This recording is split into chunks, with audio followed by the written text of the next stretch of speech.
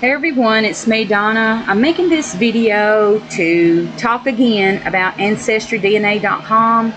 I know it hasn't been too long since I've last done a video about this company and my results and everything.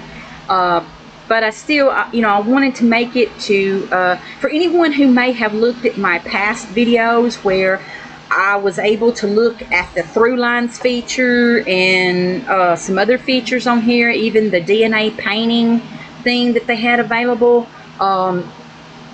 You're not going to get that now. So those old videos are probably not going to be relevant for the here and now. And I'm sorry about that. I wish they would still allow people to look at the through lines feature without having to buy a subscription, but they're not. And I mean, that's just the way that it is. Everything is subscription based. Personally, I think their subscription is too high. I think $24 and $25 a month is quite steep, especially given this economy. And the sad part is a lot of times people will sign up and then they'll forget, and then next thing you know, your bank account gets hit, and that's bad, because if you don't catch it in time, you will get stuck with having to pay that.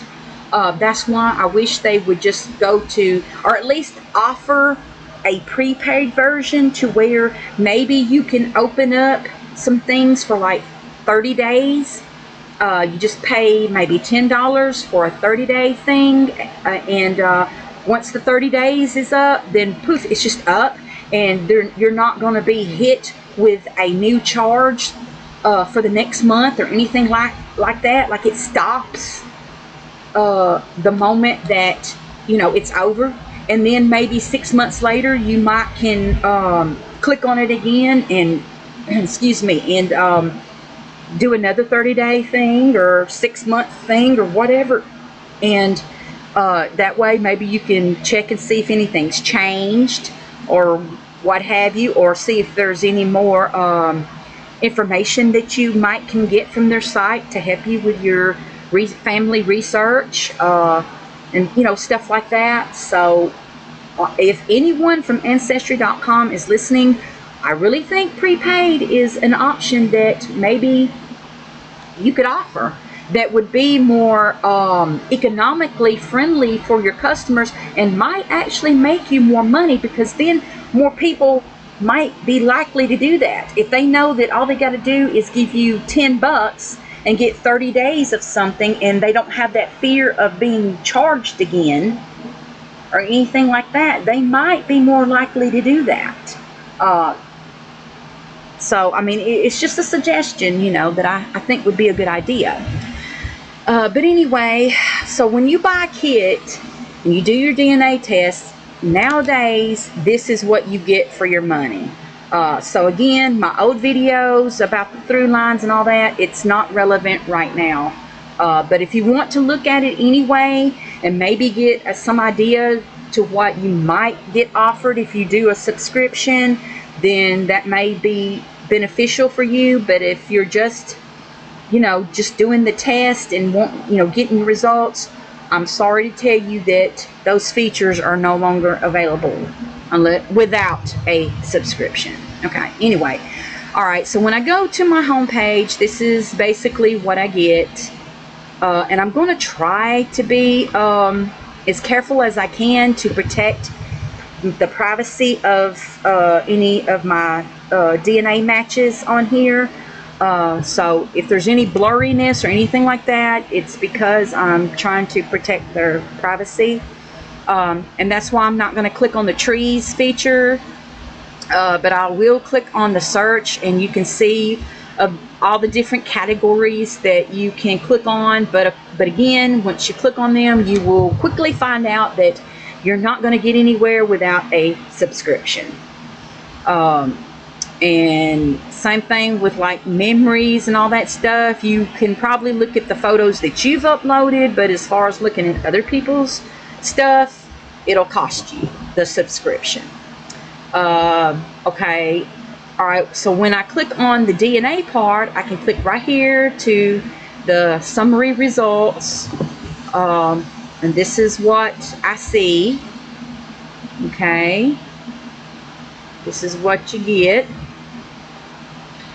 All right. So then I can click on the origins part, and it, as far as me, it's just showing the same old thing that's been hashed and rehashed back and forth. You know, on one update, they might show me my French. Next time they update, it might disappear.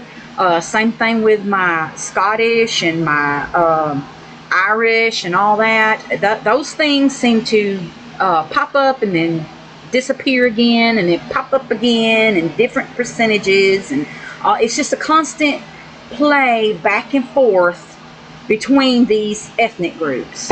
And the sad part is that this is not all there is to me, because I've taken other DNA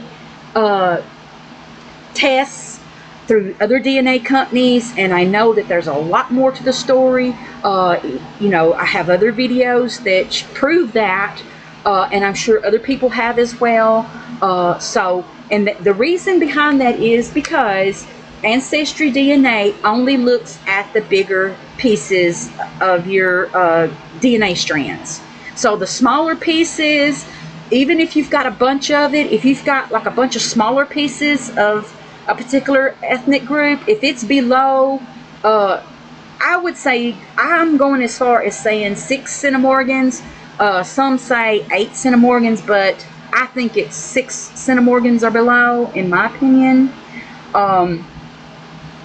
If it's below that in length, they're not going to show it. And it's like they're just picking and choosing what they want to show anyway, and what percentages.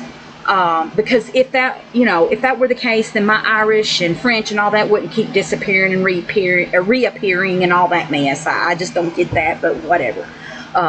But as far as my Native American, my African, all those things, they're not even showing that, because it's below their threshold for them even looking, even though it's in my raw DNA, it's in the report that they have that I can download and I can take to another company and have it show up, even though it don't show up as good as 23andMe's raw DNA. I'm just going to tell you folks that for some reason, everything's, the percentages of stuff shows up smaller. I don't know. I think it's the way maybe they process the raw DNA. I don't know.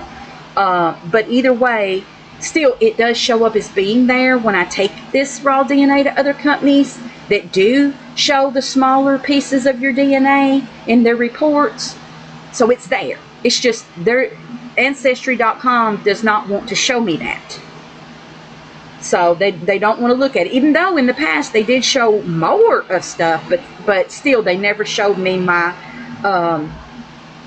Native American and all that. So but I do have that. I have, you know, Chinese, I have African, I have oh my goodness, Ocean, which is like a, you know, Polynesian and all that stuff, those islands out in the Pacific. I have different pieces of the ethnic groups from there. So, you know, there's a lot more to the story. Even South Asia, I have that, but see, they're not going to show that. And what's crazy is my South Asian shows up is quite big on some DNA companies, but for some reason, AncestryDNA, I don't know, they're just not showing it. Same thing with my Italian and my Iberian, Spanish and Portuguese and all that. It shows up quite significant in some DNA tests that I've taken with other companies, but they're not even showing it. It's not even registering. Like, it's as high as 10%. Like 10% Spanish and Portuguese, and then 10% Italian. So how is 10% of me not big enough to be shown? Like, that's mind-blowing to me, because that's a pretty good significant number in my, you know. But that's a whole different rant. But again, all AncestryDNA wants to show me is my British and Irish, sometimes Irish, and all that. So anyway, I'm going to get out of that.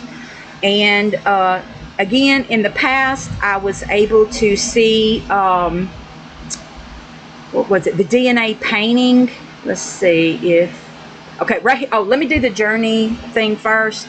See, in the past, it used to show you the path that they took from their original company, but now it just jumps straight to where maybe your fourth or fifth great grandparent landed, supposedly. If it's in your tree, they'll show them on here. But a lot of times, like I said, as far as your ethnic groups, they're not going to show anything, later than, I would say, your fourth great grandparents.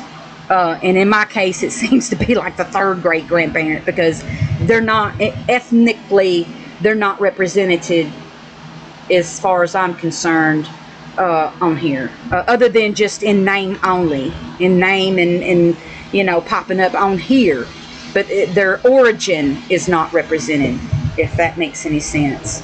But anyway, so that's basically what that shows. Again, if you want to look at anything more, then you will need to buy a subscription. And let me click over here to the by parent part. See, used to, when they first came out with this chromosome painter thing a few years ago, I was able to click on it, which everything looked different, but still, I was able to click on it and actually see a painted representation of my DNA. But I'm not even able to see that anymore. And what was funny in the past, when I was able to do that, it actually showed where my African is on other DNA companies on the chromosome that it is, but it labeled it as other. And they didn't even show it in my report itself. It just, on the chromosome painting, it was labeled as other. But now, see, I can't even see that. They won't even let you do it without a subscription. So that's how that is now.